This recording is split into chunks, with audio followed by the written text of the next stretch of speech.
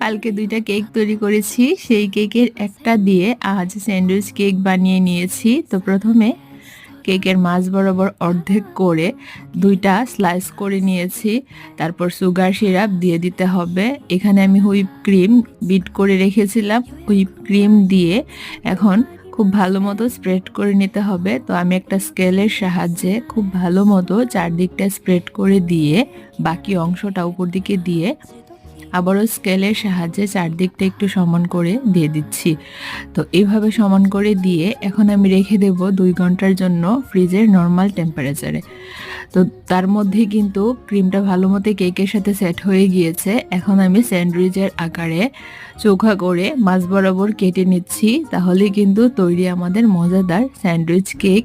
তো খুব সহজেই বাসায় তৈরি করা যায়। বাচ্চারা তো ভীষণই পছন্দ করবে, বড়দেরও অনেক ভালো লাগবে। বাসায় এভাবে তৈরি করে দেখতে পারেন।